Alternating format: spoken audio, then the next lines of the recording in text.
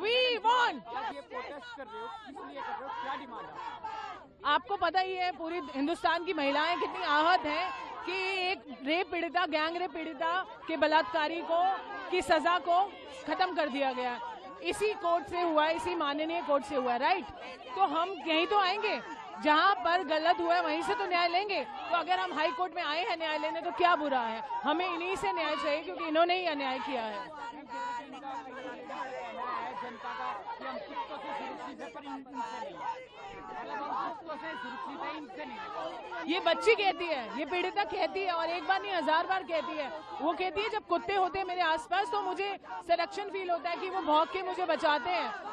और क्योंकि हुआ है उसके साथ, जब उसका गैंगरेप हुआ या जब उसका अपहरण हुआ तो कुत्तों ने अलर्ट किया था, कुत्तों ने उसको प्रोटेक्ट करने की कोशिश की थी। इसीलिए वो हमेशा कुत्तों के लिए बोलती हैं, क्योंकि कुत्तों ने ही उसकी रक्षा करने की कोशिश की थी। जैसे कि आपको न्याय नहीं मिले तो क्या आप प्रोटेस्ट और आगे लेके जाएंगे? बिल्कुल लेके जाएंगे। कहाँ आप बताइए ना, यहाँ से न्याय नहीं मिलेगा तो कहाँ जाएंगे बताइए ना, जाना पड़ेगा। नाम बता दीजिए, नाम बता दीजिए। Yogita भयाना। The bail given by the High Court to the Kuldeep Singh बिल्कुल Sengar. हम नहीं डरते, Tell me हम बेटी more के about साथ it. कंधे से कंधा मिला के खड़े। As you know, you only said that the High Court has granted bail to Kuldeep Singh Sengar. On what grounds? When he is declared that he has committed rape, he has committed murders, the sentence, life sentence उसको दी गई थी, तो फिर why is he out? Our question is, how safe can the victim feel? How safe we as women can feel? Is this set as an example? Like you are saying that you can rape and easily roam on the freely on the roads, then we are not feeling safe. So our demand is that the rapist should go behind the bars.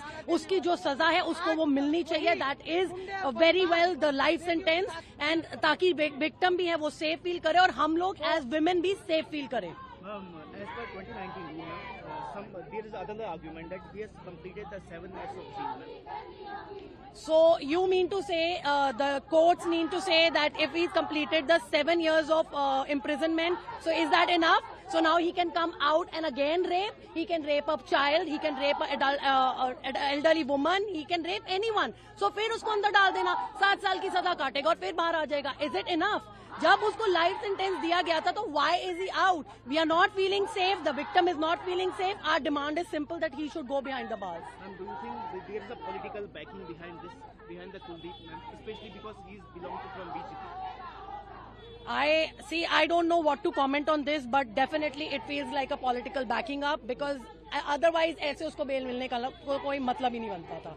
तो कोई ना कोई reason है जिसकी वजह से आज वो बाहर आया और वो रीजन हम लोगों को अननोन है. हमें सिर्फ इतना पता है कि उसको वापस जेल में जाना चाहिए. That's it.